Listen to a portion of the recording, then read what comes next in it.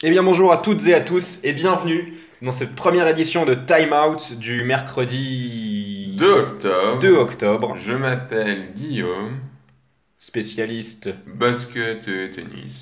Et moi c'est Jules, spécialiste tennis également, foot, voilà. On aime le sport quoi. Cricket australien. Cricket australien, très très pointu sur le cricket australien. Surtout sur les règles. Ashley Barty a joué au cricket. Donc ok, bon, on en reviendra plus tard. Ouais, sinon l'émission va durer 10 heures. Voilà, donc Time Out, c'est chaque semaine votre petite actu sportive de la semaine avec 3 ou 4 sujets sur ce qui s'est passé un peu cette semaine dans le monde du sport et on va surtout bien donner nos avis. Voilà, ambiance comme au bistrot, les deux pieds dans le plat. On met les pieds dans le plat ici. Le politiquement correct et l'objectif, c'est autre part. Voilà, c'est autre surtout l'objectif. Surtout Vous attendez pas ça. L'objectivité ne sera pas de mise. Non, voilà.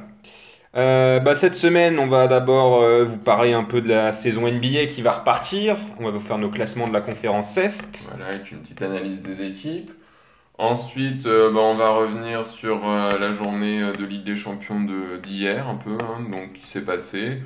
Parler de Paris, du Real, et du Bayern Munich. Voilà, des autres équipes qui étaient en liste. Ensuite, un petit mot sur ce qui s'est passé ce matin, le mercredi 2 octobre, la victoire de l'équipe de France sur le terrain de Fukuoka contre les États-Unis. Et puis on va parler un peu de cette Coupe du Monde. En rugby, les États-Unis. En rugby, évidemment. Qui découvrent que ce n'est pas du football américain. Et on finira par la petite actu tennis de la semaine, sur les 500 de Pékin et de Tokyo, la tournée asiatique, qui globalement emmerde toujours tout le monde, mais bon. Et le petit mot sur le premier de Pékin en WTA. Exactement. On pourra aborder. Time out! Pour commencer cette semaine, donc la preview de la conférence Est de la NBA, ou la seconde division de la NBA. La Ligue 2. NBA qui reprend qui reprend fin octobre, je ne sais plus quel jour. Le 22 au soir, il me semble. Le 22 au soir. Dans la nuit du 22 au 23. Dans la nuit du 22 au 23, encore à des heures horribles. Alors, pour commencer, donc on va vous présenter un peu notre classement et on va parler brièvement des équipes par rapport à ce qu'elles ont fait l'année dernière, les arrivées, les départs. Voilà, des petits mots sur chaque équipe. Voilà, les contrats pourris, les lanceurs de savate, la conférence S, quoi. Donc le beau jeu n'est pas forcément de mise. Alors, dans les bas-fonds, dans les poubelles, les tréfonds de la conférence de la Ligue, si on voulait voir plus de briques que de paniers, en 15e position, Jules, tu as qui? Moi j'ai les Hornets. Eh bien, bizarrement, j'ai les NEM. Alors moi, je les ai à 20 victoires, donc on est sur 19 victoires de moins que la saison dernière. Vous allez me dire, ça pique? Oui, ça pique. Alors, quand vous voyez le roster, vous vous demandez très rapidement qui va mettre un panier, Jules. Là, c'est ça qui est un peu triste. Moi, je les ai à 18 victoires. Évidemment, ça nous fait mal au cœur pour Nico Batum. Voilà. Mais en même temps, quand on voit le 5, mais alors en plus, quand on va chercher du côté de la rotation. Alors déjà, quand on voit les contrats, c'est vrai que Nico Batum, c'est compliqué, mais c'est son avant-dernière saison. Enfin, il est en player option la saison après, mais 27 millions, il va la prendre. Player option, on rappelle, c'est-à-dire qu'il peut choisir ou non de rester dans l'équipe, de tester les marchés. Exactement. Mais à 27 millions, on va pas se mentir, il la prendra. Il a bien raison. Après, à la main, on vient de signer Terry Rozier, donc qui était backup aux Celtics, qui peut être meneur, qui voulait être meneur titulaire, qui peut l'être selon moi. Donc, qui d'autre sinon. Voilà. Mais en tout cas, on l'a signé. C'est pas Kemba Walker non plus. Faut pas s'attendre à ça. Alors non. Donc vous perdez Kemba Walker, vous perdez Jeremy Lamb. C'était quasiment 50 points l'année dernière à eux deux. Très bien. Donc, 80% des points de l'équipe qui est d'ailleurs. Exactement. Donc on va avoir un 5 faible. On a drafté PJ Washington. C'est un poste 4 qui peut tout faire. Je pense qu'il va sortir du banc pour commencer la saison. Qui peut tout faire, mais qui reste un rookie qui a ça va pas porter l'équipe. Donc ça va finir sur une main Terry Rozier. Après au poste 2. Pas clair. C'est Malik Monk ou Dwayne Bacon qui a montré de belles choses en fin de saison, mais bon, ça fait pas forcément rêver. Malik Monk, attention danger, si jamais il confirme pas cette année. Si jamais il confirme pas comme c'est. Il confirme, s'il commence pas cette année à faire quelque chose. S'il confirme pas cette année, la team option à 5 millions, il va se la prendre dans les dents. Après, on a poste 3, on a Nico normalement, et après vous avez une raquette. On va avoir une raquette Marvin Williams, Bismack Biyombo ou Cody Zeller en 5, ça va dépendre. Voilà. Plutôt Cody Zeller, je pense. Et peut-être PJ Washington qui au cours de la saison peut prendre la place de Marvin Williams. Mais bon, c'est quand même assez faible. On a une rotation avec Devante Graham, William Hernan Gomez. Ça fait pas rêver. Et on a toujours le numéro de draft des Charlotte Hornets, le fameux MKG. Je ne parle pas de Michael Jordan, mais bien de Michael Kidd-Gilchrist, voilà, qui est le seul joueur de basket avec Andrew Robertson à ne pas savoir shooter. Et oui, c'est quand même un peu difficile, surtout quand on n'est pas un si bon défenseur que ça. Bon, le seul espoir à la limite, ce serait de voir Terry Rozier se révéler en premier meneur et faire une bonne saison, mais c'est un maigre espoir quand même, d'espérer tout ça. Donc pour moi, 20 victoires, c'est même le plafond du haut. On est gentil. Alors en 14e, moi, en tant que grand fan des Washington Wizards, mon équipe depuis maintenant bientôt 8 ans, je les ai mis à 22. Playoff. Voilà, exactement. L'éternelle équipe qui perd en demi-finale de conf. Et cette année, les demi-finales de conf, on les regardera solidement dans le canapé. 14e à 22 victoires. Et pour toi, en 14e, tu as qui? Alors moi les Wiz, je les ai pas en 14e, mais en 14e j'ai les Cavs, donc je vais te laisser parler un petit peu des Wiz. Un petit peu des Wiz, alors moi j'ai mis à moins 10 par rapport à l'année dernière. Bon, les Wizards c'est pas dur, on a John Wall qui est en saison blanche, donc qui est pas tradable, on a quand même un contrat qui commence là à 38 patates l'année, et qui va finir gentiment à 47 millions. Pour regarder les matchs à la télé, c'est sympa, 38 millions. Là il y a quoi glisser dans le frigo. Après on a Bradley Beal, poste 2, c'est notre All-Star, notre très gros joueur. Qui a refusé de re-signer, donc est-ce qu'il va faire toute la saison en Wizards? C'est pas dit. C'est pas dit, ce serait bien quand même. C'est le seul. Moi les Wizards, je les ai mis en 11e position pour venir bien, à 29 victoires, parce que Bradley Beal nécessairement, qui est en progression constante depuis un an, j'ai l'impression. Non, depuis plus d'un an, mais là, ses moyennes de points, elles augmentent tous les ans, mais l'année dernière, là, il a vraiment porté. Il a explosé, il était tout seul en même temps. Mais il n'était pas si seul que ça, mais là, cette année, il est vraiment tout seul, parce que quand on va avoir un 5, Ish Smith, Bradley Beal, Davis Bertens, Rui Hachimura, Thomas Bryant, oui, on est en NBA, pas en proie. Mais attention, là, je pense qu'il peut y avoir une surprise à Hachimura. Oui. Déjà, il y a eu la surprise à la draft. Oui. Tous, on a été surpris. Voilà, Coupe du Monde, très encourageante. Alors, très intéressante. Après, faut voir, c'est pas non plus le NBA, c'est pas le niveau de la Ah non, au niveau du Japon, dans sa poule, avec FIBA, d'accord, mais. On va pas jouer le Venezuela. Il a montré des choses quand même. Oui, il a montré qu'il pouvait scorer. Après avoir en NBA, moi, quand même un shoot un peu plat. Il a un physique qui. Oui, il a un physique correct. Tout à fait. En défense, c'est pas trop. La défense, pas ça. Les Wiz, la défense, on sait pas trop. C'est l'ADN de l'équipe, normalement. Historiquement, John Wall, Bradley Beal, on est sur un backcourt il n'y a pas beaucoup meilleur, pas un backcourt bien meilleur en défense dans la ligue. Je parle pas à l'Est. John Wall, Bradley Beal, ça défend vraiment très dur sur l'homme.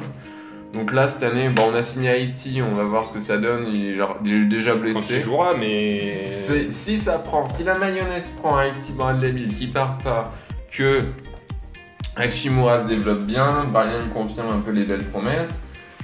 Allez, on peut peut-être monter un petit peu plus haut. Moi, j'ai mis à 22, on peut aller jusqu'à peut-être 25-26. Après, il y a aussi vite moyen que Bradley Beal se barre, rien ne prend. Et qu'on finisse à 16. Évidemment, tout notre classement est conditionné un peu sur les rosters actuels. Donc s'il y a un trade tel que celui de Bradley Beal, ça bouleverse complètement. Mais bon, on va s'attendre à une année compliquée. En plus, on a des petites saisons en triple à l'ouest, il va avoir quoi. Donc bon, il y a moyen qu'on se retrouve à 0-6 rapidement. Les Wizards, pour moi, 14e. T'as mis qui en 14 tiens? Moi en 14e de mon côté j'ai les Cavs à 23 victoires. Je te laisse en parler un peu des Cavs. Alors on peut en parler un petit peu. Les Cavs ils ont Kevin Love qui est quand même un point d'interrogation depuis un an et demi avec ses blessures. Son passage au régime vegan où il a perdu beaucoup de physique quand même. Je pense. Les Cavs je n'avais pas dernier parce que Kevin Love, parce qu'il peut y avoir une petite hype entre Colin Sexton et Darius Garland, leur rookie meneur. À voir comment ça va jouer, parce que déjà l'association Garland-Sexton c'est un peu... c'est un point d'interrogation total. C'est globalement les deux mêmes joueurs. Ah oui, c'est des joueurs qui vont croquer du ballon, qui vont shooter. En 3 je pense que t'as un petit lock, c'est quand même Cedi Osman. Cedi Osman, puis voilà. Cedi Osman aussi peut montrer qu'il peut être un vrai starter NBA, à défaut d'être un fondement. Donc évidemment il ne va pas prendre plus de 25 victoires, mais à 23 victoires, si ça se passe bien, parce que Kevin Love peut être tradé aussi assez vite, s'il revient de blessure tranquille, qui commence à mettre des paniers, à faire des matchs à 25 points, ça peut aussi partir assez vite je pense. Oui, ça peut être tradable.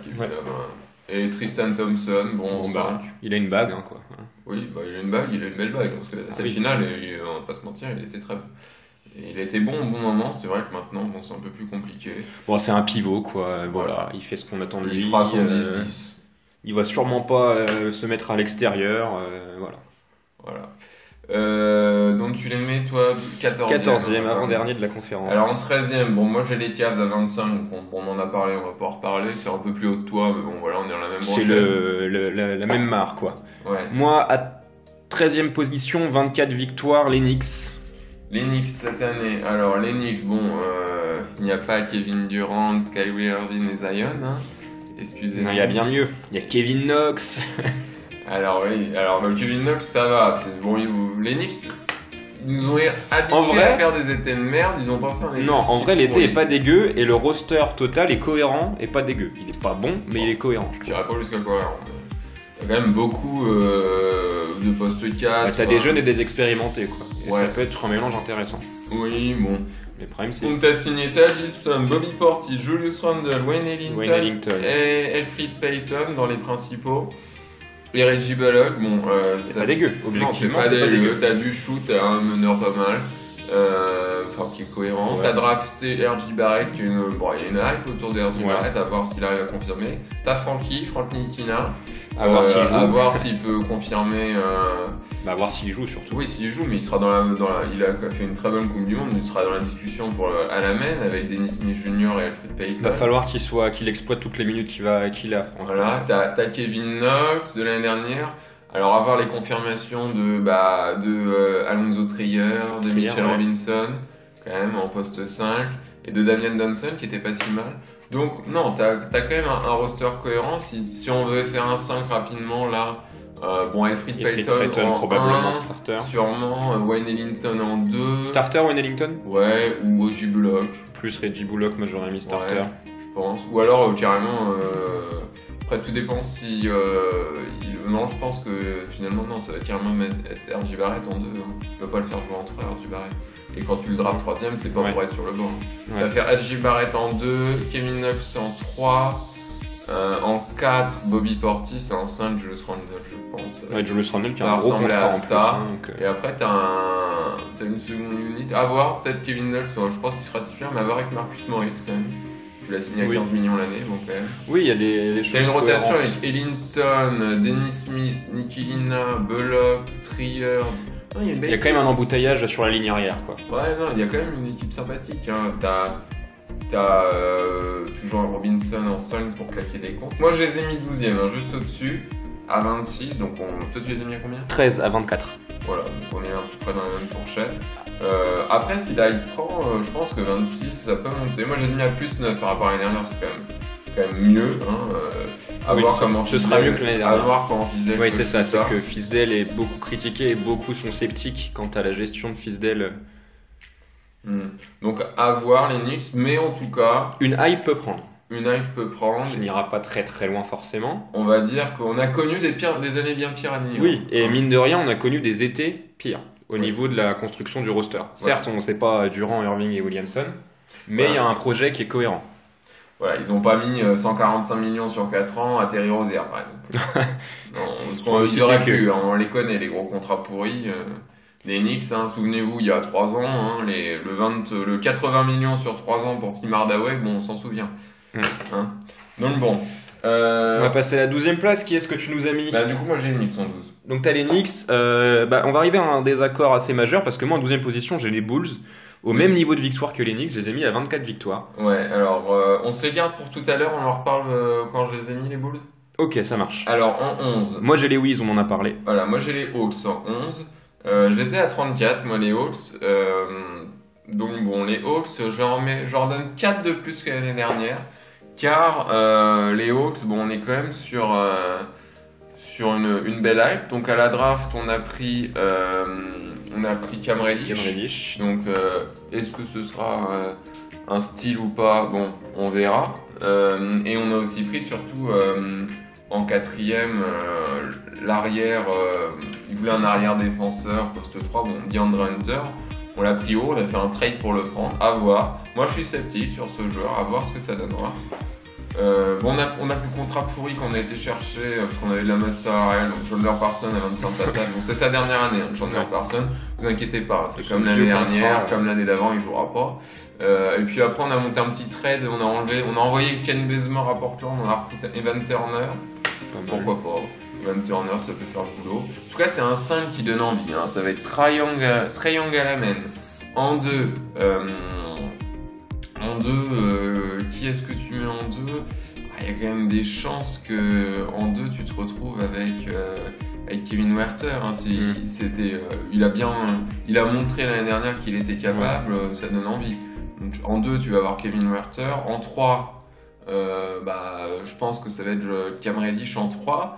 En 4, John Collins. Et en 5, il n'y a pas vraiment de contestation. De toute façon, quand tu regardes l'équipe, à part Alex Len, je vois pas d'autres postes 5. Ouais, c'est ça.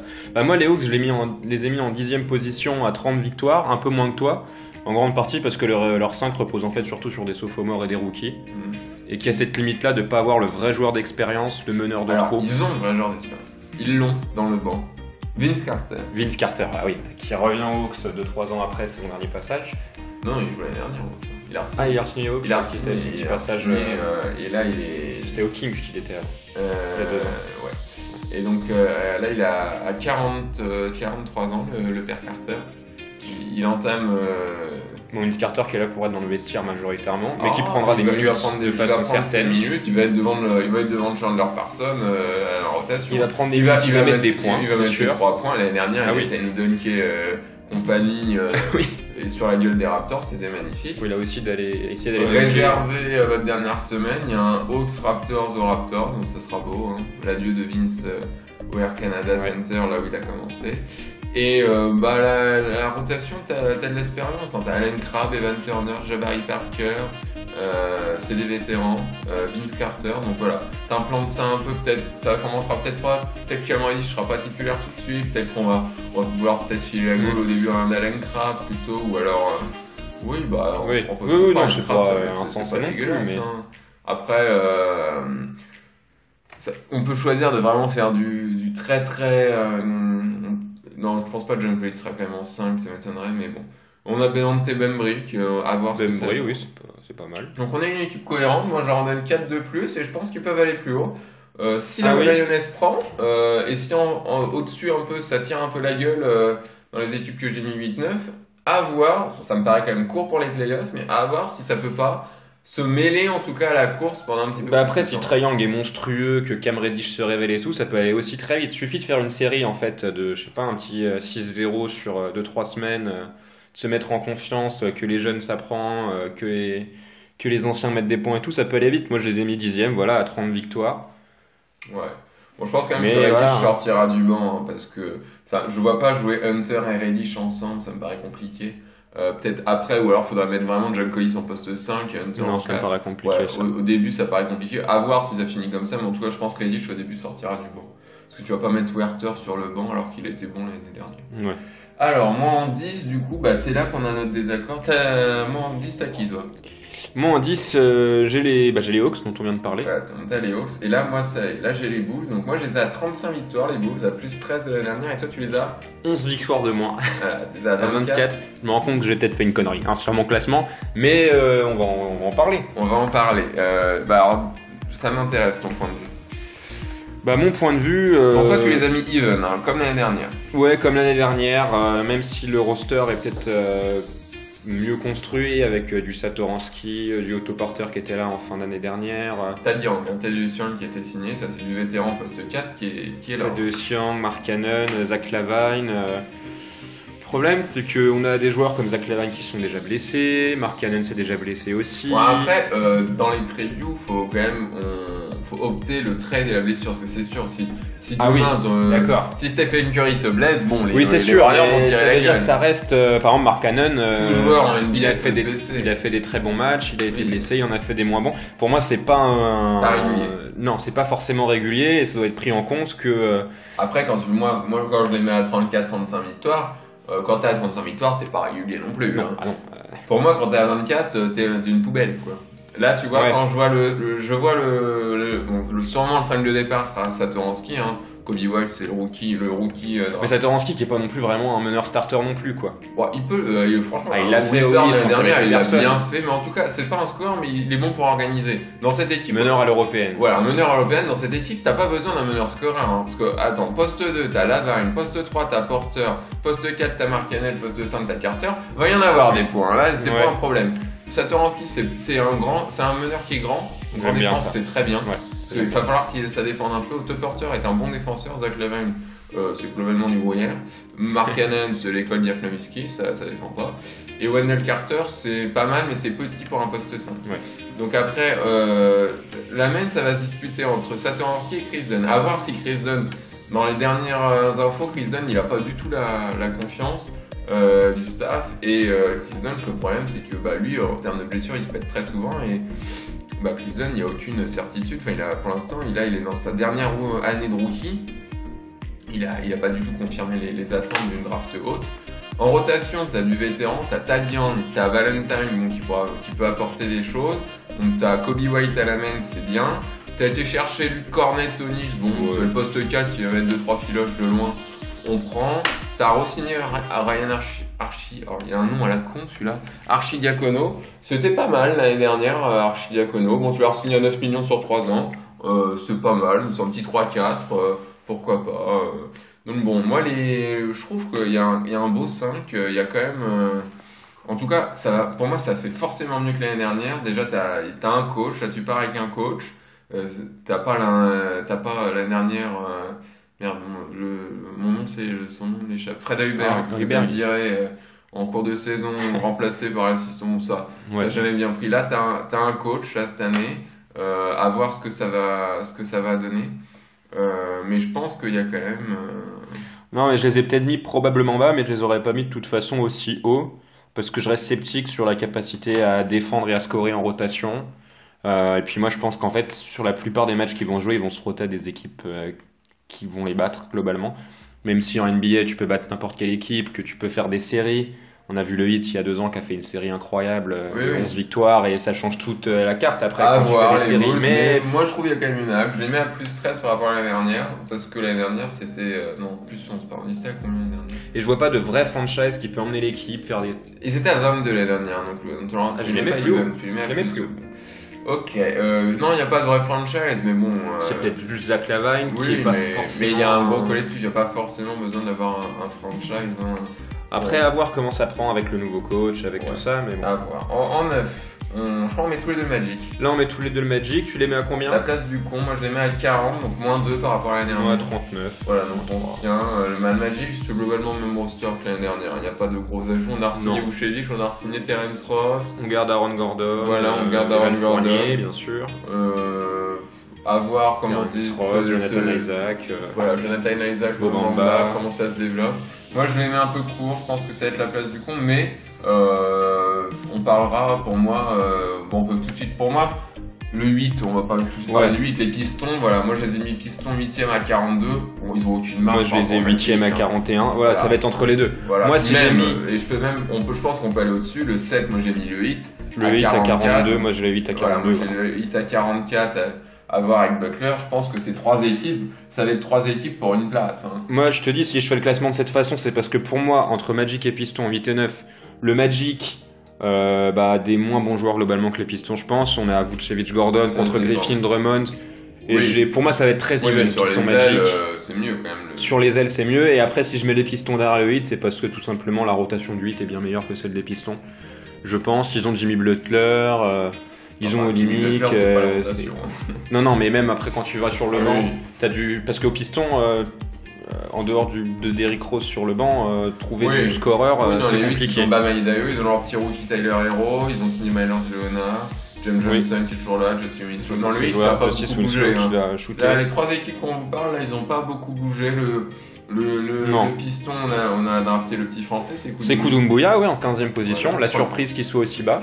Ouais, vraiment, je pense que ce sera vraiment... Quand les Warriors prennent Hachimura avant, on va voir ce qui va se... Les Wiz, oui, et puis même, pas les Warriors. Il y en a 2-3 qui ont pris d'autres joueurs, même les pays... Enfin bon, On va pas se dire, mais les Pélicans qui ont pris Jason Hayes en 8, bon. Ouais. Bon, Dwayne Keddy des Pistons a dit que ses coups étaient impressionnants. Ouais. Il va pas dire que c'est une merde au début de saison, mais. Non, mais je pense qu'il a raison. Vous avez signé, vous avez Diro, vous avez Tony Snell qui est arrivé. On a quelque chose qui reste cohérent, mais la rotation est quand même un peu faible. Ça reste.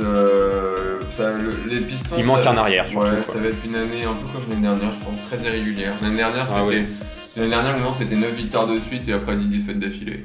Globalement, c'était ça toute l'année. Ça va dépendre du niveau de Reggie Jackson, s'il se décide à faire une bonne année avec les Pistons ou pas. En playoff, on s'est pris un coup de balai monstrueux par les Bucks. Bon, on n'avait pas Blake Griffin. Voilà. Si tu retires ton meilleur joueur. C'est vrai, mais bon, ce serait quand même pris une branlée. Mais bon. Que tu joues avec Ton Maker starter. Donc voilà pour un peu la lutte au playoff. En 6. Je crois qu'on a tous les deux les Raptors. On a tous les deux les Raptors. On les met en 6. Bon, bah pourquoi vous avez perdu? Ils ont perdu un petit joueur, je crois. Un tout petit, Léonard. Bon, voilà. Pas Myers. Non, pas Myers. Quoi, qui s'est envolé pour les Clippers, donc les Warriors, les Raptors, décidément, qui sont amputés de leur meilleur joueur, du joueur qui les a emmenés en finale NBA et qui les a emmenés jusqu'au titre NBA. La belle bague. Alors certes, ils gardent des bons joueurs, ils gardent. Tu les mets à combien? Moi, je les mets à 47. Moi, 44. Un petit peu moins. Moi, je les mets à moins 11, toi, tu les mets à moins 14. Ouais, c'est beaucoup moins 14 quand même. Bon, à voir. Je pense 47 pour moi c'est le. Ouais, ça joue par là. Peut-être ça peut. Je pense que ça peut aller plus haut quand même. 47, je les ai mis. Pour moi, c'est le plafond bas quand même. Après 44, bon, ça peut se faire. Globalement, on a gardé. Il n'y a pas eu de grosses. On garde quelque part l'ADN de l'équipe. Voilà. Bien que ce soit. On va construire autour de Siakam, Anunoby. En tout cas, Siakam, c'est la volonté d'être le franchise. Il a montré des choses exceptionnelles. Il peut très bien être en 25-12 l'année prochaine. Ah oui. Et ce sera pas du tout incohérent. On a toujours Kyle Lowry, Gasol, Ibaka, Powell, Fred VanVleet.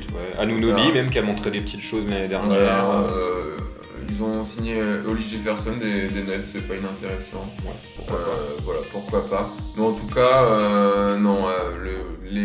ça baisse, ça ira pas en finale cette année, mais ça va être en play-off et ça sera chiant à prendre en play-off. Ça sera très chiant à prendre en play-off, mais après le truc c'est que les autres équipes à l'Est se sont quand même franchement améliorées globalement et que du coup c'est là que les Raptors pour moi perdent des places dans cette conférence, c'est que derrière c'est meilleur. Alors du coup devant tu veux dire c'est meilleur. Moi devant je mets 5 et 6 pour moi c'est pareil, ça va être assez proche. Je mets les Pacers à 45 victoires. Ok ouais c'est vrai tu mets les Pacers moi en 5 je mets les Nets, je les mets à 49 donc à plus 7. Durant ne jouera pas je pense à peu près jusqu'au All-Star Game. Normalement il joue pas de la saison. Durant non. J'ai vu ça il y a une semaine, Durant ne jouera pas de la saison. Non, normalement il. J'espère qu'il jouera ne serait-ce qu'un bout de playoff, mais j'ai vu Durant out toute la saison. Il va revenir pour à peu près les playoffs. Normalement, parce que à voir. Mais de toute façon, il va pousser au max. Si Durant ne revient pas. Mais bon, après, même sans Durant, tu peux. T'as Joe Harris, t'as Kyrie Irving. Oui, t'as surtout Kyrie, t'as signé quand même Kyrie, DeAndre Jordan, Durant, donc c'était quand même le ton trio. T'as toujours Dinwiddie, t'as Joe Harris. Caris Levert, il est toujours. T'as Caris Levert, t'as Jarrett Allen à ton poste 5. Ah oui, le petit sophomore. Non, là c'est sa troisième saison. C'est sa troisième année. Et puis t'as ramené dans un petit trade, t'as lâché Alan Crabb et t'as été recherché aux Hawks, Taurean Prince qui est un très bon poste 3. Oui. Très bon poste 3. Qui a aussi des choses à prouver. T'as ton petit rookie de l'année dernière, Rodion Kurucs, attention, qui a montré de belles choses. Qui est laiton, non? Un truc comme ça. Ouais, un pays de l'Est, des Balkans. Donc moi je les ai mis 5ème à 49. Donc toi t'as mis les Pacers, nous on a alterné, moi j'ai mis Pacers 4 et Nets 5, que t'as mis les Pacers parce que Oladipo on sait pas déjà forcément quand il va revenir et pour moi c'est un joueur qui dans sa vie a fait une seule bonne saison, qui après s'est fait une blessure grave. C'était très dur, il a fait quand même au Magic c'était pas mal, il a fait une très bonne saison et l'année dernière avant qu'il se blesse c'était très bon. Il était largement toujours est-il qu'il revient d'une très grosse blessure. Oui, à voir comment il va se remettre. Qu'un collectif s'est construit sans lui d'un côté, etc. Après, il n'aura pas de mal à le réintégrer, mais à voir son niveau. Après, c'est vrai que le 5 des Pacers est quand même solide et cohérent. Oui, ils ont signé Malcolm. Même défensivement, il est pas mal. TJ Warren, Jeremy Lamb, c'est pas mal. Il garde Miles Turner, Sabonis. Voilà, c'est 5ème de compte, c'est déjà très bien. Ça va jouer avec les Raptors, je pense, entre eux. Ton petit rookie Goga Bitadze, un 5 à l'européenne, très grand, voir ce que ça donne. Mais bon, tu les mets à 45 victoires, tu vois. Ouais. Je trouve ça peut-être un peu faible. Moi, je les ai mis à 51, c'est plus 3 par rapport à l'année dernière. Toi, tu les mets à moins 2. je t'avoue que je veux voir un roster meilleur avec Oladipo qui va jouer plus que l'année dernière. Mais moi je suis toujours sceptique sur le véritable niveau d'Oladipo. L'année dernière quand il joue, je demande qu'à voir. Mais il est MIP il y a 2 ans. Mais moi j'ai l'impression qu'à tout moment il peut redevenir nul alors. Non. C'est pas possible ça.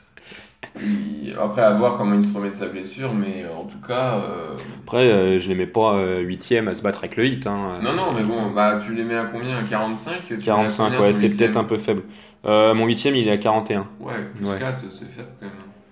Moi, tu vois, ils sont à 9 victoires plus haut que le 8ème quand même. Parce que quand t'as plus 4 par rapport au 8ème, pour moi, tu te bats pour les playoffs. De toute façon, l'Est, à part les 2 premières places de mon côté, ça reste serré. Enfin, les 2 premières et les dernières. Alors, après, en 3ème. Bon, en 3ème, j'ai les Celtics à 49 victoires. Pareil, moi j'ai les Celtics, je les ai un peu plus à 53.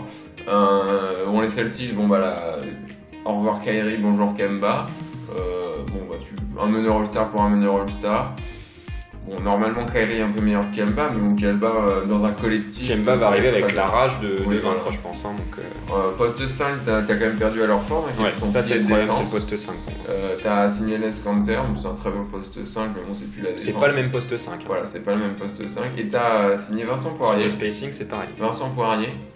Qui sera en rotation, donc un bon rebondeur, bon défenseur. On est très heureux pour lui, mais avoir son niveau NBA quand même. Oui, voilà, bien sûr. Sachant que sa Coupe du Monde a été pas terrible, il s'est retrouvé sorti de la rotation au bout de 3 matchs. Non, pas du tout. Il a pas joué sur la victoire contre les États-Unis, il a pas joué contre l'Argentine. Il est sorti, il est rentré en garbage time. Un très gros match. On a perdu. Pour la 3ème place. Non, il a pas fait une Coupe du Monde si mauvaise que ça. Il a été très correct, moi je trouve. Je te trouve très dur. Après, s'il est en NBA, il a un bon niveau, mais avoir en rotation tout de suite, deuxième pivot des Celtics. Oui, moi je pense. Il n'y a aucun problème, je pense. Quand tu vois les rotations des autres équipes, les Wizards, je le prends tous les jours à la rotation. Nous, notre rotation, c'est Yann Manny, tiens. C'est pas pareil. Et le petit rookie Romeo Langford à la main, voir ce que ça donne. Il y a une belle hype autour des rookies de la classe de cette année. Oui, parce qu'il y a Carson Edwards aussi. Ouais. Le petit rookie Carson Edwards qui a été signé, lui, shooter. Donc lui, on est sur un bras qui fait des filoches. Voilà. Et à voir si, au cours de la saison, si Taco Fall sera signé ou pas. Voilà. On a tous envie de le voir. 2m30. Ouais, c'est ça, l'attraction. Le problème, c'est qu'on sait pas si j'ai joué au basket, le il garçon. a fait des bonnes choses sur l'été avec les Celtics qui ont été C'était très drôle de le voir en Summer League. Je conseille à ceux qui n'ont pas vu la Summer League de la regarder. C'est rigolo. Surtout qui a joué avec Bol Bol ou Taco Fall, il doit avoir des nains à côté. C'est assez rigolo. Alors en 2ème, Philadelphie, les Sixers. Que j'ai à 58 victoires ou 56, je n'arrive pas à me relire, mais ce sera dans ces eaux-là. Voilà, moi je les ai à 56. Les Sixers, globalement, l'année dernière, demi-finale de compte, c'est un petit peu décevant, mais bon, tu pars, match 7, tu te fais niquer sur un shoot à la con qui a rebondi 6 fois sur l'arceau. Magnifique, l'image est magnifique, quand il est assis sur le banc et qu'il regarde son shoot tomber. Oui, bien sûr, il est par terre un peu sur le banc. On shoot pas sur le banc, monsieur. En tout cas, les Sixers, t'as signé, t'as re-signé Tobias Harris. T'as dans un trade où t'envoies Butler, tu récupères Josh Richardson et du premier tour. Tu signes à Horford. Le 5 est. Tu signes à Horford à 100 millions sur 4 ans quand même. Moi, je trouve c'est un peu cher, mais à voir. Tobias Harris sur un contrat max. Tu perds JJ Redick. Alors ça c'est vraiment ce qui m'a empêché de les mettre dans un plus gros contexte avec les Bucks, c'est que tu perds sur le banc du scoring quand même. Ouais, après là t'auras un 5, Simmons, Richardson, Harris, Embiid, Horford. C'est très très fort. Ah, c'est énorme. Mais en sortie de banc, tu vas peut-être moins scorer en sortie de banc. Là, la sortie de banc, je regarde le banc. Pas de gros moins bon. T'as ton rookie Matisse Thybulle. Ah oui, Thybulle. Voir ce que ça donne. Si t'as un meneur scoreur en sortie de banc, t'as signé Treber. T'as Zer Smith et Four Korkmaz, donc ça c'était shooter. Il manque JJ Redick quand même dans cette rotation. James Ennis, Miles Scott. James Ennis, ça va, c'est un poste de 3 cohérent. T'as John Bolden, c'était ton 5 l'année dernière en rotation. En rotation, tu perds TJ McConnell que t'as pas signé. Moi je trouve ça dommage. Parce que c'est un poste 1 qui organise. Non, oui, dans la rotation, il va manquer quelque chose, je pense. Voilà, mais le 5 est tellement monstrueux. Signé Ben Simmons aussi. Donc à voir ce que ça donne. Mais ça manque pour moi un peu de spacing quand même. T'as Horford Horford, c'est pas du spacing à 3 points. c'est pas JJ Redick et Jimmy Butler. Pour moi, Josh Richardson, c'est cohérent, mais ça va. Mais ça risque, ça peut en rentrer. Mais bon, à voir surtout comment Brett Brown arrive à coacher tout ça, parce que bon, il a plus non plus 20 cartouches, Brett Brown, parce que il a été confirmé, mais bon, si cette année ça va pas en finale de conf, d'après moi, au moins c'est la porte pour Brett Brown. Oui. Parce que t'as quand même sur le papier le meilleur 5 de l'Est. Et les playoffs à l'Est vont être très relevés cette année, je pense. Parce que tu vas avoir des Raptors qui vont se balader entre la 5 et 7ème place. Si t'as Durant en playoff, oui, sinon. Oui, si t'as Durant en playoff, ça change. Sinon, ça peut. Mais. Je sais pas si c'est. Ouais, mais si t'as pas Durant toute la saison et que les Nets finissent par exemple 6ème, que Durant arrive pour les playoffs, t'as des match-ups assez monstrueux. D'accord, mais après, est-ce que c'est plus relevé que les demi-finales de l'année dernière où t'avais quand même Bulls Celtics et Sixers Raptors avec. Il te manque du All-Star par rapport à l'année dernière. Kawhi, moi je pense pas que ce soit plus relevé que l'année dernière, je vais pas te mentir. Et en 1, du coup, on a tous les deux gardé le même, numéro 1. Les Bucks. Voilà, moi Bucks numéro 1 de l'Est et numéro 1 de la Ligue encore cette année. Je sais que toi ce sera peut-être pas le cas, on fera la semaine prochaine l'Ouest. Moi je les mets à 61. Moi je les ai à 65. Donc, tu les as très haut, 65 très haut, mais... plus 5 par rapport à l'année dernière. Alors c'est cohérent parce qu'il y a plus de poubelles à l'Est. Il y a encore... On pensait pas que c'était possible, mais il y a encore plus de poubelles. Alors là à l'Est, les 3 dernières places là qu'on a évoquées, mais c'est... même on peut monter jusqu'à la 11ème place. Ouais, bon les Hawks à voir, mais bon ça pas accrocheur non plus, c'est pas forcément... Mais Cavs, Knicks, Cavs, Wizards, c'est de la merde. Donc les Bulls, tu prends les mêmes, on recommence, t'as perdu, t'as quand même perdu Michael Brandon, attention. Ouais, mais tu te renforces sur des choses qui sont... T'as perdu quoi, Gasol? Mais... c'est une empreinte, quoi, Gasol. Son maillot sera retiré là-bas, je pense. Bon, t'as recruté, t'as chopé Wesley Matthews, donc en poste de shooter, c'est bien. T'as des pistons, donc t'as perdu Tony Snell, envoyé au piston, tu récupères John Wooer. Tu veux en parler un peu, John Wooer? John Wooer, il a pas joué depuis 3 ans. On va pas se mentir, ça change pas une équipe. Il ne jouera pas. Voilà, t'as un 5, Bledsoe, Middleton en 2, en 3. Qu'est-ce que tu mets en 3 là-dedans? Qui est-ce qui joue 3 l'année dernière? C'est Middleton, non, qui jouait 3. Middleton, il jouait 3? C'est possible. Ok, bon alors, du coup, qui joue en 2? Qui joue en 2, t'as Kyle Korver, t'as Wesley Matthews. Kyle Korver sera pas starter, Kyle Korver sera pas starter. T'as DiVincenzo, ton rookie, t'as Connaughton, ça va jouer là-dessus. T'as le petit Antetokounmpo. En 4. Kianesis, ou je sais plus comment il s'appelle. Ah oui, le frère. Le petit frère, Kianesis, Kianesis, kinésithérapeute. Ce sera pas du tout titulaire. Et après, en 4, t'as Giannis, le MVP, et t'as Brook Lopez. Et voilà. Et moi, si je lui remets autant de victoires, c'est que Giannis, faut se le dire, c'est un monstre. Et dans les raquettes, il peut faire quasiment ce qu'il veut contre toutes les équipes. Dans l'NBA qui ne défend pas actuel, c'est sûr, c'est monstrueux. C'est que t'as un avantage tel qui est basé sur un seul joueur, alors c'est aussi à double tranchant. Parce que si Giannis se pète, alors là c'est fini, je pense. Mais c'est que ce mec peut te faire gagner n'importe quel match. Mais oui, il peut te faire. Mais c'est surtout. Après, t'as un avantage sur chaque équipe. En playoff, quand il faut shooter, on a vu à la Coupe du Monde. Mais j'espère que cet été il a bossé son shoot. Je l'ai vu la Coupe du Monde, il l'a pas bossé. Mais non, après, je suis pas tout à fait d'accord avec toi. Pour moi, les Bulls, ce n'est pas du tout que Giannis. Il y a quand même une grosse équipe. Mais c'est le petit edge en plus. En rotation, t'as Georgine, Ersan Ilyasova, t'as signé Robin Lopez. Ilyasova qui te sort des points à Robin Lopez. Les deux jumeaux dans la même équipe. Brook Lopez aussi qui est 5 maintenant, c'est monstrueux. Kyle Korver en rotation, c'est très bon. T'as une grosse profondeur et il faut une profondeur pour. Et une rotation qui met des points quoi. Ilyasova, Kyle Korver, tout ça, George Hill, ça met des points. Robin Lopez, ça met des patates au mascotte. Oui, voilà. Si t'as un problème dans la raquette, t'envoies Robin Lopez, tu seras suspendu 5 matchs, mais tu seras tranquille. Tu l'envoies contre Ibaka et ça fait un fait 3. Bon, en tout cas, pour résumer la Conf Est, donc elle semble bien inférieure à la Conf Ouest à partir des. Oui. Pour moi, il y a 3 grosses équipes, je vais pas te mentir, il y a Bucks, Sixers, Celtics. T'as des équipes prometteuses à voir, c'est Pacers, Nets, Raptors à voir. Pour moi, c'est prometteur parce qu'à voir si Siakam peut devenir ce joueur, ce franchise qui te fait monter un palier. Et après, t'as la course au playoff. Moi, la course au playoff, je vais pas te mentir. On a les mêmes, pour la première fois depuis quelques années qu'on fait ce classement, on a les mêmes équipes en playoff cette année. C'est vrai, et on se plante souvent. Oui. On n'a jamais les mêmes à la fin, vous inquiétez pas. Et pour moi, la course au playoff, je mets jusqu'aux Hawks. Pour moi, c'est Heat, Pistons, Magic, Bulls, Hawks. Bouzol, si ça prend bien, après ça peut finir bien plus bas, mais pour moi ça peut monter. Avoir 7-8, pour moi, ce sera la course au playoff. Et après, bon, on a les 4 équipes de la fin, Knicks, Cavs, Hornets. Bon, il y a du tanking en NBA, mais bon, on va quand même essayer de choper un haut piqué à la draft. De toute façon, il n'y a pas grand chose à faire d'autre. Voilà, bon, du coup, après, ce qui va être quand même intéressant cette année à l'Est, c'est que la classe de draft de l'année qui est passée, il y a une belle hype autour de la plupart des rookies. De la poubelle de l'Est, donc ça va être intéressant à suivre. Ouais, mais les rookies de l'Est. Oui et non, je te rejoins à moitié parce que Zion et Ja Morant sont à l'Ouest. Ah oui, d'accord. Non, mais ce qui est intéressant, je veux dire, suivant par exemple oui, mais là... Onyx, aux Cavs, voilà, qui a un intérêt à regarder des matchs à l'Est. Ouais, je suis d'accord, mais t'as quand même les 2 grosses hypes. Bah, Ja Morant, il y avait 3 hypes majeures à la draft. T'es remis à Shimura. Donc t'avais RJ Barrett, RJ Barrett. RJ Barrett, Ja Morant et Zion Williamson surtout sont à l'Est. Enfin, on verra, en tout cas, bon, on a hâte parce que nous, historiquement, on est des gars de l'Est.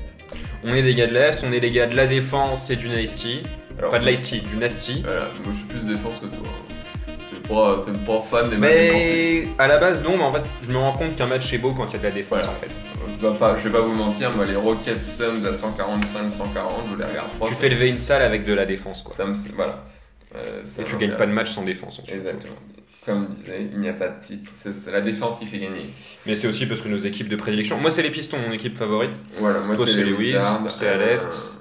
Le petit rituel du Piston Wiz tous les ans, ça régale bien. Moi, c'est les Wizards, des matchs de merde.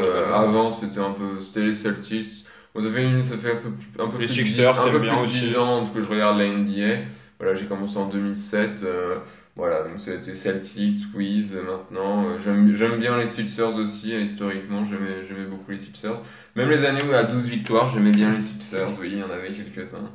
Et voilà, donc à voir cette année à l'Est. Bon, on va passer à la suite, on va passer au foot. On parlera de l'Ouest la semaine prochaine. Voilà, on parlera de l'Ouest la semaine prochaine. On a fait une bonne partie là. On va essayer d'accélérer un peu sur la suite. On va essayer d'accélérer, il y a moins de choses à dire après. Il y a moins de choses à dire sur la suite. Et donc maintenant, on va passer pas ce week-end, mais cette paire de jours du 2 et 3 octobre. C'est la Ligue des Champions, la bonne vieille Ligue des Champions. C'est l'heure de perdre vos meilleurs combis Ligue des Champions. Moi, c'est déjà fait. Merci Real Madrid. C'est passé pour tout le monde. Alors, comment paumer 10 balles? La Ligue des Champions, classique. Ou encore pire, la Ligue Europa. On y reviendra. La Ligue Europa. On y reviendra une autre fois. Donc alors, on vous parle, ce soir se déroule la deuxième journée de Ligue des Champions, mais le début de la deuxième journée a déjà eu lieu hier soir, avec notamment Real Bruges, Galatasaray PSG, Tottenham Bayern. On va parler un peu de ça, on va parler surtout du Real Madrid en PLS, on peut le dire. Et comme moi, quand tu regardes à la mi-temps le résultat et que tu vois 0-2, bon, tu te dis merde, tu rafraîchis. Non, c'est bien Bruges qui met 2 buts. Real Madrid ou égalité, c'est fini. Voilà. Bruges qui mène 2-0 à la mi-temps donc. T'as vu le match? Ouais, j'ai vu le match. J'ai vu surtout, j'ai pas vu la première mi-temps. Mais j'ai vu la deuxième. D'accord. J'ai vu le début de la première, enfin bon, on s'en fout, j'ai vu une partie du match. Alors moi, ça me rend triste pour Zinedine Zidane. Ça me rend toujours triste quand une légende arrive en légende et repart un peu comme une merde. Oh, il va pas repartir. Je pense qu'il va se faire virer. Ah bon? Non, il va pas se faire virer, ils viennent de le signer, on peut le virer quand même. Je pense qu'il va se faire virer. Ah non. Non, Zidane ne sera pas viré. Juninho sera viré. Je t'annonce, je t'ai dit, j'allais dire, c'est pareil que Juninho, t'arrives en légende et tu repars comme une merde. Non, Zidane ne sera. On ne vire pas Zidane. On ne vire pas quelqu'un qui a gagné 3 fois la Ligue des Champions. Donc. Là, le Real actuellement est dernier de son groupe. Oui, mais bon. Avec une différence de but négative. Ils sont derniers de son groupe, les autres ils sont à 2 points. Le PSG est à 6 déjà, donc la première place est quasiment terminée. Non, Galatasaray ils sont à 1 point. 1 point, oui, aussi, comme le Real. Sauf que le Real est différence de but négative. Ils n'auront pas la première place, mais bon, on va pas se mentir, le Real sera deuxième. Il y a quand même le gros problème Thibaut Courtois, qui n'a pas fait un seul match sans prendre de but. Il faut mettre Areola, et voilà. Il faut mettre Areola. D'ailleurs, Courtois est sorti à la mi-temps, son père l'a emmené à l'hôpital, on sait pas trop pourquoi. Il est en train de se passer quelque chose. Alors j'ai des infos. T'as des infos? Oui. Fred Hermel, là, directement de la forme. Il avait un ongle cassé. Ah voilà. C'est ça, faire trop de parades. Oui, exactement. Et un léger souffle au cœur aussi. Après, on va pas se mentir. Et un problème au ménisque. Il a pas un ménisque solide, je pense pas. Mais on va pas se mentir que c'est quand même un résultat qui est dur pour le Real Madrid, qui a 73% de possession, 27 tirs sur le match, donc 19 tirs dans la surface, 14 corners. Quand tu ne gagnes pas un match avec ces stats, c'est que t'es à FIFA ou que t'as pas de chance, quoi. T'as pas de cul, c'est que tout va mal. Voilà, d'habitude c'est l'Olympique Lyonnais qui a ces stats-là. Oui, voilà, pas depuis cette année, hein. On est en dessous de 3 tirs par match. Mais bon, après, Areola, pour revenir sur le débat des gardiens, c'est un champion du monde qui remplace un champion du monde. Ah non, pardon. Mince, la boulette. Non, mais même moi, si personnellement je n'aime pas trop le Real, la seule chose qui me fait aimer le Real, c'est le talent de Benzema et l'amour que j'ai pour Zizou. Après, Modric est blessé encore. Non, il a joué hier. Hier, il y avait le milieu Casemiro Modric, qui est celui qui a gagné la Ligue des Champions, qui est celui qui a un ballon d'or. Il manque un petit joueur portugais, quoi. Il manque un petit joueur portugais, et puis surtout, le flop Eden Hazard, pour l'instant, c'est un peu catastrophique. Mais bon, moi je me fais pas trop de soucis. Le Real, c'est toujours un peu poussif, mais faut pas les prendre en 8ème. Les seuls stats d'Hazard, c'est le plus 15 kilos à l'intersaison, en fait. Mais sinon, il a... Voilà. C'est bien, ça. Mais ouais, même si j'aime pas trop le Real, donc je suis quand même un peu triste pour cette équipe, qui est vraiment dans la galère, quoi, et voilà, heureusement qu'en Liga, il n'y a pas encore de... J'ai envie de dire qu'il y a un peu dans la galère comme le foot espagnol, parce que le Barça sort. Oui, c'est ce que j'allais dire. Cette année, en Liga, c'est un peu poussif pour tout le monde. L'Atlético, ça fait pas bander. Il manque comme chaque année. Comme Barça, il manque Messi. Ouais, donc le foot espagnol qui est pas dans sa meilleure période. Non, qui est clairement à sa meilleure période. Ça ne roule plus sur l'Europe. Et ce qui est une aubaine, je pense, niveau LDC pour les clubs anglais qui vont encore confirmer cette année, je pense. On verra. Mais bien que les clubs anglais, il y en avait un qui jouait hier soir, c'était Tottenham qui jouait à domicile contre le Bayern. C'était un bon gros test pour les finalistes de la précédente Ligue des Champions. Voilà, bon, finaliste chance, on va pas se mentir. Mais ils se sont pris 7-2 chez eux. Une branlée monumentale. 4 buts de Serge Gnabry. Qu'est-ce que tu nous as fait, Hugo Lloris, un gardien du monde et du 21e siècle. C'est quand même très con. Surtout que Tottenham ouvre le score à la 12e minute avec Mingson. Derrière 7-2. J'ai pas vu le match, le score est probablement très dur parce que j'ai vu qu'il y avait 3 buts entre la 84 et la 88e, les fameux buts en fin de match. Voilà, tous devant et on verra derrière. Mais en Ligue des Champions, quand t'es un club qui a été finaliste, que tu joues la première place en première ligue à domicile, te prendre 7-2, c'est une humiliation. C'est une humiliation absolue, grosse claque pour Pochettino. Après, Tottenham, l'année dernière, ils sont en finale, mais bon, ils ont pas forcément de marge. Ils sortent l'Ajax sur un miracle de Moura, ils sortent le City sur un miracle de Lavar, et si, en 8ème, ils avaient pété Dortmund quand même. Oui, mais bon, oui, c'est vrai, ça va, tu vois, t'as pris Dortmund, t'avais pas non plus pris Tottenham, ils auraient pris la Juve en 8ème, ils étaient plus là. Hein. Ouais, non mais bon voilà, c'est aussi assez triste de voir ça. C'est assez fou, quoi. Hier soir également, il y avait le PSG qui a joué en Turquie, c'est jamais facile. Je l'ai vu ce match. T'as vu le match? Alors oui, bon, j'ai vu jusqu'à la 70e parce que après je me suis dit... les matchs. Il nous manque le mi-temps et demi. Mais... Oui, bon, y en a qui bossent le lendemain, mais c'est vrai que globalement c'était un match chiant. Ouais. Premier but d'Icardi, voilà, retour de Mbappé. Premier but d'Icardi, moi j'étais persuadé qu'il était hors-jeu sur la passe. Mais bon, globalement, Galatasaray c'est faible. Non, c'est juste chiant d'aller jouer là-bas. On va pas se mentir, la belle histoire de la soirée, c'est le public qui était très bien. Voilà, il y a une grosse ambiance. Pas de mauvaise ambiance. Une grosse ambiance, il y avait un petit peu de sifflet, mais c'est la Turquie, quoi. Voilà, il n'y a pas de pétard de Kalachnikov, donc c'était pas Beşiktaş à Lyon, quoi. Ah oui. Voilà, on n'a pas cassé le stade. Un bon souvenir. Voilà, donc c'est une journée de Ligue des Champions.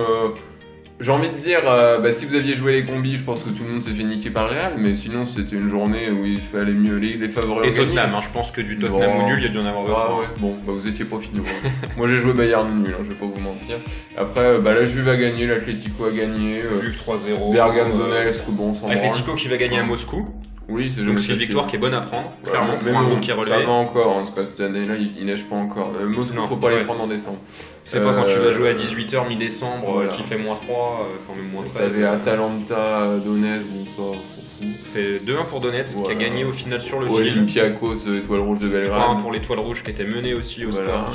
Aucun mort, apparemment. Pas encore, on verra.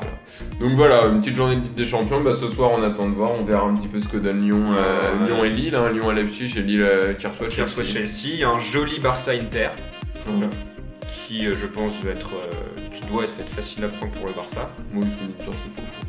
Non, mais voilà. Avec le retour de Messi, on espère enfin un vrai match de Messi. Il fait que de se blesser. Bon, on verra, mais voilà. On aura l'occasion d'en parler la semaine prochaine de toute façon, sur cette petite Ligue des Champions. Donc on va passer, on passe au rugby. Un petit mot, parce qu'aujourd'hui, ce matin, c'était l'équipe de France de rugby qui, environ 16 ans après son premier match de Coupe du Monde, jouait son deuxième match. On rappelle qu'il y a quasiment éternellement long. Si comme moi vous suivez le rugby de très loin derrière une fenêtre et que vous n'avez toujours pas compris toutes les règles, personne ne comprend toutes les règles du rugby. Et le problème c'est que je suis pas sûr que les Américains qui jouent au rugby aient compris toutes les règles. Hein. Parce que bon, l'américain c'est le foot US, hein, excusez-moi, c'est touchdown, hein, c'est pas essai. Ils sont arrivés avec des casques, on leur a dit que c'était pas réglementaire. non, au rugby il n'y a pas de casque. Hein. Ça a fait Messieurs, vous mourrez sur le terrain, le plaquage en hauteur. Bon, le rugby, on devait faire une victoire à 5 points, c'est-à-dire avec le bonus offensif. À 5 et 7, tu veux dire ça fait une victoire à 5 points, je crois que c'est 4 points la victoire sur cette Coupe du Monde. Ah oui, plus 5 points avec le bonus offensif. 5 points d'écart, tu dis. Non, il fallait marquer au moins 4 essais. Ce qui a été chose faite, on a gagné 33-9, des essais de Yoann Huget, de Raka, Gaël Ficou, Baptiste Serin, Jefferson Poirot. Le fameux Jefferson Poirot, j'adore son nom. Chez les US, il était bon ou pas, Tom Brady? Tom Brady était MVP du match. Non, les US, évidemment, c'est difficile. Alors en fait, non.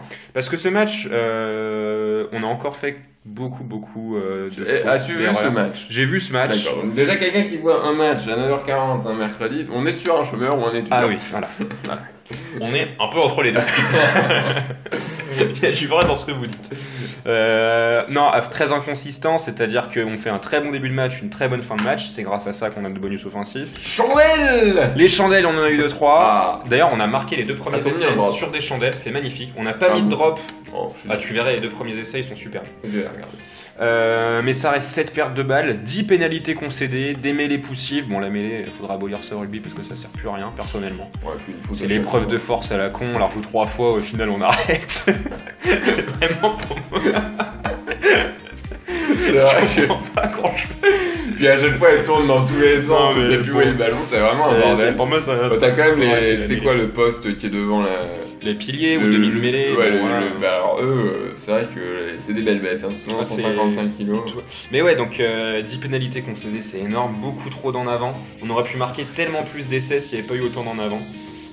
Mais voilà, on joue les Tonga dimanche matin, on est quasiment sûr d'être en quart de finale. Alors, il y a un point d'interrogation sur l'Argentine-Angleterre. Si l'Argentine bat l'Angleterre, on est sûr d'être en quart de finale. Ah bon? Non, parce qu'on a battu l'Argentine, l'Angleterre a battu les Tonga. On n'a pas encore battu l'Angleterre. Non, mais nous on a 2 victoires, dont une avec bonus offensif. Oui, alors attention, hein, parce qu'on les connaît, ça on peut se faire taper par les Tonga. Voilà, Fédération française de la loose. Attention, on arrive, mais les Tonga ils se sont bien fait péter par l'Angleterre au premier match. Oui, bon, à voir, mais. À voir, évidemment. En tout cas, ce serait bien d'aller en quart déjà. Ce serait très bien, surtout que ce match on va jouer avec un roster complètement différent. Il joue plus Fabien Pelouse. Fabien Pelouse, non, il joue plus. Je pense qu'il est même plus consultant. Consultant nulle part. Il a arrêté de faire ses pubs pour les mots d'estomac. Il fait des pubs à la con.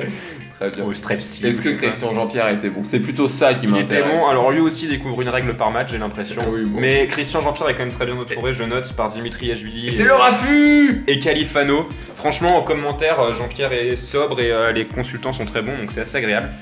Quand est-ce que c'est le prochain match? C'est dimanche contre les Tonga, dimanche matin. On va regarder celui-là, c'est bien. On va bien se régaler. Et un petit mot aussi sur le match qui a eu lieu cet après-midi, à 11h30. Il y en a 3 qui ont mal aux fesses, c'est ça? Ouais, il y a eu un petit Nouvelle-Zélande-Canada, 63-0. Ouais. 8 essais. On les fait 8 essais, aucun point pour le Canada, même pas une pénalité sur une mêlée à la con, rien du tout. On est quand même loin des records en Coupe du Monde. À ton avis, quel est le plus gros écart de score en Coupe du Monde, Guillaume? Oh là là, alors je crois que je l'ai entendu, parce que j'ai regardé l'Australie-Namibie. En 2003 Non, je l'ai regardé, ils ont joué là dimanche. Non, Afrique du Sud, pardon, Namibie. Ils ont joué dimanche, j'ai eu peur. Il y avait 17-0 au bout de 2 minutes, ils vont prendre une branlée. Je sais pas, je dirais 120-0. 120-0, et t'es pas si loin, mais en même temps t'es très loin. C'est un Australie-Namibie, en 2003, 142-0. Ils sont persévérants, les Namibiens. Les Namibiens, alors c'est. Et encore, la Nouvelle-Zélande, leur record à eux, c'est 145-17 contre le Japon en 95. Donc ce 63-0, on est loin des gros scores. Mais peuple du soleil levant. Pour le peuple du soleil levant, ouais, qui fait un très bon début de Coupe du Monde. Un menu sushi. Assez impressionnant. Ok, donc on va passer au dernier sujet. On va conclure, on va parler tranquillement de tennis de façon assez relaxe parce que l'actualité est toute douce. Hein. Mais on a quand même 2-500 en ce moment. Alors, 2-500, on va peut-être expliquer, tout le monde ne connaît pas Guillaume. Un ATP 500, qu'est-ce que c'est? Donc au tennis, à ATP, vous avez le premier, c'est la première valeur. Donc le commence par les ITF. On on va aller sur les tournois professionnels. Donc on est sur de l'ATP 250, après vous avez un 500. 500 en fait, 250 et 500, c'est le nombre de points que vous gagnez si vous le gagnez. 500, après vous avez ce qu'on appelle les Masters 1000 et les grands chelems qui sont à 2000 points ATP. Maintenant explique-nous le fonctionnement de WTA, qui est beaucoup plus chiant. Voilà, donc sur l'ATP. L'ATP, bah oui, en ce moment c'est la petite tournée asiatique qui a commencé il y a plus d'un mois, enfin environ un mois. Avec Shenzhou, Shanghai, un petit mois. La prochaine, il y a Shanghai. Le Master 1000 de Shanghai qui va être très intéressant. En ce moment, on a Pékin et Tokyo. Alors à Pékin, la petite attraction, c'est Andy Murray, qui après avoir pris un petit tour à Zhuhai, il a pris 2 tours déjà. Le comeback d'Andy Murray. Improbable, on va pas se mentir. Ouais. Mais il bat Berrettini, qui était qui est très solide, qui est top 10. Qui est demi-finaliste de l'US Open. Voilà. Il bat Berrettini, bon cet après-midi il a battu Cameron Norrie, c'est un challenge qui est moins relevé, mais il faut quand même le faire. Tiderly anglais. Oui, bah oui c'est vrai. Et il va se retrouver en quart de finale, on sait pas encore, j'ai pas noté en plus contre qui, donc ce sera le mystère.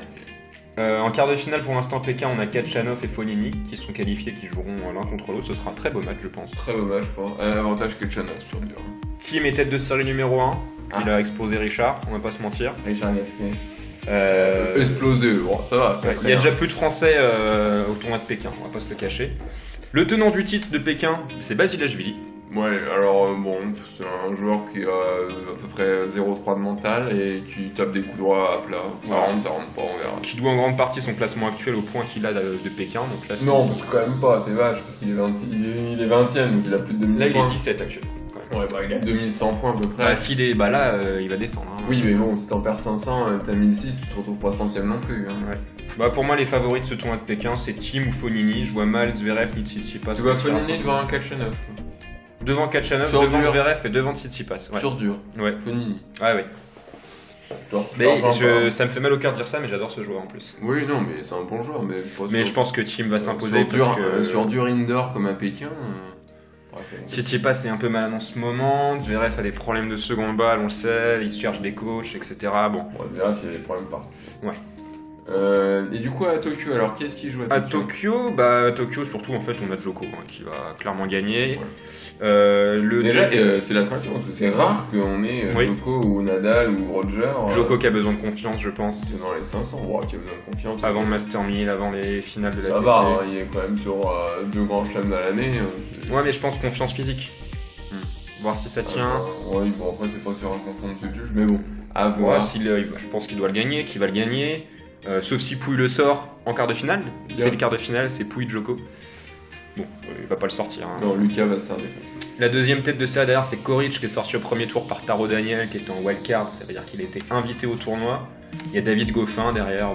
Bon, Goffin c'est chiant. Chiant. Goffin l'a gagné il y a 2 ans. Hein. Oui, c'est vrai. Il a gagné il y a 2 ans en sortant en demi-finale Richard Gasquet, en finale Adrian Manarino. Ah oui. C'était une époque. C'était l'époque Manarino. Tous les Français là sont sortis à Tokyo. Il y avait. Non, il reste Lucas, mais il y avait Père, et Manarino, Simon. Chardy se baladait à Pékin ou à Tokyo. On va pas se mentir, le tennis masculin français et même féminin encore pire. C'est très compliqué. Hein. Ouais, pour Djoko sera champion, je pense, de ce tournoi sans aucune concurrence possible. Donc on va préparer tranquillement la fin de saison. Shanghai, Bercy, on espère qu'il y aura du monde. Et puis les finales. À Londres. Voilà, à voir. Côté WTA, il y a aussi un autre petit tournoi à Pékin, donc c'est un tournoi première, c'est la catégorie qui est entre le majeur et le... C'est le Masters 1000 pour les hommes. Ouais, en gros c'est ça. C'était intéressant parce que Pliskova, si elle gagnait, pouvait devenir numéro 1 mondial devant Ashley Barty. La numéro 1 mondiale, chez les femmes change à peu près toutes les 3 semaines. Barty, elle commence à s'installer. Elle commence, il faut bien commencer. Hein, oui. Bon, toujours est-il que Pliskova s'est fait sortir au premier tour par Ostapenko. Bien qu'Ostapenko ait fait un match à 17 doubles fautes, comme d'habitude. À 17 doubles fautes 17 doubles fautes contre Pliskova. Donc là, je sais pas si parmi vous il y a un qui joue au tennis, mais 17 doubles fautes, on est sur du 15-3. Hein. Non, mais c'est une catastrophe. Et encore, un 15-3 qui est un mauvais service. Moi, personnellement, étant 15-1, je fais pas 17 doubles fautes dans le match. Quand tu regardes sur internet, il y a des compiles de services d'Ostapenko. Ouais. C'est terrible. Le problème, c'est le service féminin, souvent, il manque d'effet et il manque de sécurité. Mais après, qu'est-ce que je voulais dire ? Le problème, c'est chez les femmes, Pliskova n'a pas de marge face à Ostapenko. Voilà, il y a quand même tout le monde peut battre tout le monde. Oui, c'est pour ça que j'ai mis Barty favorite de ce tournoi. Il faut faire attention aux Akam et au tennis féminin, n'importe qui peut clairement battre n'importe qui. Donc, sauf Garcia qui bat personne depuis. C'est triste parce que Caro Garcia sorti au premier tour. Cette chose. Ah bah oui. On l'adore, surtout qu'on y a cru. Il y a 2 ans. Il y a 2 ans, on y a cru au petit run, finir dans les top 5 mondiales de façon régulière, ça paraissait possible pour il y a 2 ans, la tournée asiatique, elle gagne Wuhan. Elle gagne Wuhan et elle fait finale à Pékin. Donc on pensait l'avoir s'installer dans le top 10 et là ça redescend, ça fait que de redescendre, surtout qu'il avait tellement de points à défendre. Ouais, surtout la dernière, du coup là, elle en a plus tellement, mais bon, elle est 20ème, elle est dans le top 20 encore, je pense. Bah là elle est sortie au premier tour, je pense qu'elle. Non, elle est 20, peut-être 30. Enfin, je pense qu'elle sort du top 20 de toute façon à la fin de la semaine. Bon, à voir. Et Wozniacki était la tenante du titre pour la petite info. On va finir sur la petite info de la semaine. La belle histoire de la semaine dans un sport beaucoup moins médiatisé. Au golf, donc c'était sur l'Européen. Il a dit sport, je dis ça, mais. T'as parlé de sport. Oui, bah alors, excusez-moi. Je te laisse défendre ton bout de gras. Bien sûr. Je pense, tout le monde qui veut faire un 18 trous pendant 4 heures à marcher sous le soleil, il y a quand même 10 km à faire. En voiturette de golf. Hein. Non, les tournois professionnels, Monsieur Boudeville. Quand on va les bouffer au clubhouse derrière. Bon, ne l'écoutez pas.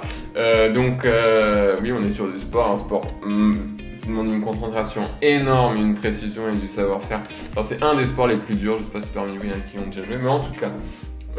Sur l'European Tour, une victoire française, ça fait plaisir. Victor Pérez, sa première année sur l'European Tour, un joueur très prometteur et qui a 22 ans, donc remporte son premier tournoi sur le circuit principal, sur l'European. C'est le Alfred Dunhill Championship, donc c'est à Saint-Andrews, c'est la Mecque du golf, Saint-Andrews, c'est là où tous les 4 ans vous avez le British Open. Donc c'était sur 3 parcours, c'était sur Saint-Andrews, Carnoustie et un dernier qui m'échappe le nom. Donc voilà, donc les 3 premiers tours, chacun a joué sur un parcours et on a fait le meilleur total à la fin. Et il y a eu le cut, donc le cut c'est autant de joueurs au-dessus qu'en dessous, donc un cut très haut, ça a beaucoup scoré sur les lignes, car il y avait peu de vent. Donc c'est un cut à moins 8 et Victor Pérez qui l'emporte à moins 23. Grâce surtout à un bogey de son adversaire, ils étaient tous les deux en dernière partie au 17, un sale 3 putts de Matthew Southgate. Donc on est très content pour Victor. Gareth Southgate, l'entraîneur de l'Angleterre. Exactement.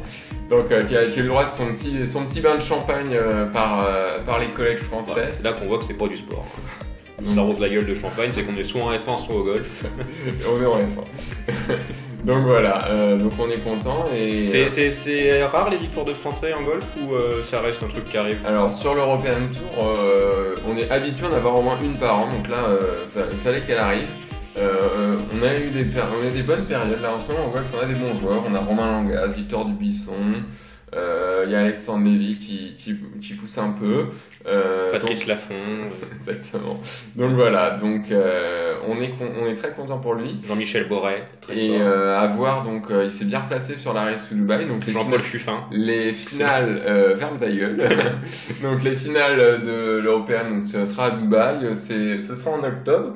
Et donc on espère qu'il y sera, là je crois qu'il est 70e à la race. Est-ce qu'il peut confirmer carrément gagner à Dubaï? Alors, déjà, ça va être compliqué parce que on a quand même les grands favoris. Il y aura quand même Rory McIlroy et compagnie, donc les grands favoris de l'European Tour. Mais déjà, s'il y est, ce sera déjà une belle performance. Et après, le golf, c'est quand même un sport, c'est très compliqué de gagner 2 fois d'affilée. Donc, en tout cas, on attend qu'il confirme la saison prochaine. En tout cas, c'est très bien pour une première année sur le circuit européen. On est très content pour Victor. Eh ben, merci pour ces petites informations. Je te propose qu'on dise time out. Time out, oui, tout le temps. On va prendre un petit time out jusqu'à la semaine prochaine et on va revenir avec plein de nouveaux sujets, notamment la conférence Ouest du coup, qui sera le gros sujet de la semaine prochaine. En attendant la reprise de l'NBA. En attendant la reprise. Impatiemment. Allez, merci ciao. à tous. Time out.